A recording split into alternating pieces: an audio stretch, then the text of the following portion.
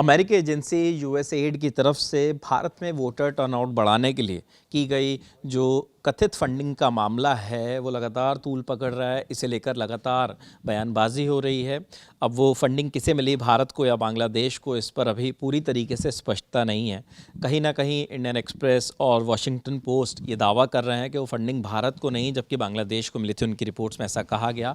लेकिन अब इस पूरे मामले पर जो $21 मिलियन की फंडिंग थी वोटर टर्नआउट बढ़ाने के लिए, इस मामले को लेकर शिवसेना का जो सामना है अखबार, उसके संपादकीय में ये आरोप लगाया गया है कि हरियाणा में लगभग 6 लाख वोट जो हैं वो बढ़ाए गए और वो इसी फंडिंग के जरिए बढ़ाए गए, जिसके चलते कांग्रेस की हार हुई।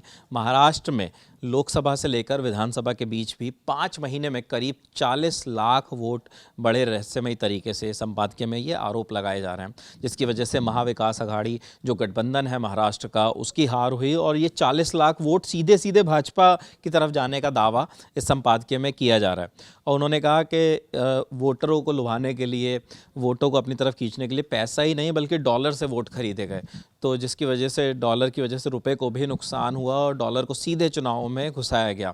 और ये साफ तौर पर, सीधे तौर पर चुनावों में हुआ एक बड़ा करप्शन है, बड़ा भ्रष्टाचार है। और उन्होंने ये भी दावा किया कि सुब्रमण्यम स्वामी जो हैं वो ये कह रहे हैं कि प्रधानमंत्री मोदी को इस मामले पर बयान जारी करना चाहिए और ट्रंप को मानहानि का नोटिस भेजना चाहिए। और साथ ही साथ सामना में ये भी कहा गया कि इस तरीके का मामला, अगर ऐसा भ्रष्टाचार हुआ है भारत में, इस तरीके की धांधली हुई है और अगर दूसरे किसी देश में ये होता तो अब तक उस देश के प्रधानमंत्री का इस्तीफा हो जाता। यहाँ तक कि विदेशी पैसों से चुनी गई सरकार को भी जनता घर बैठा देती। लेकिन संपादकीय में लिखा गया कि भारत में लोकतंत्र जो है वो बागेश्वर बाबा के मठ में जाकर चिंतन से होता है। वोटिंग प्रतिशत बढ़ाने के लिए बाबा लोगों को भाजपा ने प्रचार का काम दिया है, जिसके लिए अमेरिकी पैसे का इस्तेमाल किया जा रहा है। और अब जो है आसाराम बापू जैसे जो बाबा हैं वो ज़मानत पर बाहर हैं, तो इसमें कोई वो नहीं होना चाहिए किसी को हैरानी कि अगर इनके पास जाकर भी वोट बढ़ाने के लिए मदद मांगी जाती है तो ये तमाम आरोप लगाए गए हैं। साथ ही कहा गया है कि आखिर अमेरिका से आया पैसा गया कहाँ, संपादकीय में ये बात कही गई है। तो इसके लिए सुप्रीम कोर्ट की निगरानी में एक संयुक्त संसदीय समिति का गठन किया जाना चाहिए।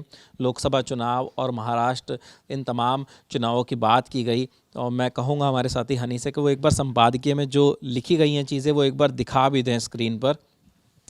यहाँ पर सीधे सीधे डोनाल्ड ट्रंप की तस्वीर लगाई है और सामना में, और इसके ऊपर लिखा भी गया है कि भाई संपादकीय president Trump thank you. Donald Trump की तस्वीर के नीचे ये तमाम आरोप लगाए गए हैं, जिसमें ये कहा जा रहा है कि जो फंडिंग हुई है, ये जो वोटर टर्नआउट के लिए पैसा दिया गया है, इसे बीजेपी ने सीधे सीधे अपने फ़ायदे के लिए इस्तेमाल किया है। खैर, अब इन दावों में कितनी सच्चाई है ये जांच का विषय है और इस पर सफाई भी आनी ज़रूरी है। हालांकि बहुत सारे मीडिया रिपोर्ट्स और कई ऐसे दावे किए जा रहे हैं कि वो जो फंडिंग है वो भारत के लिए नहीं बल्कि बांग्लादेश के लिए थी।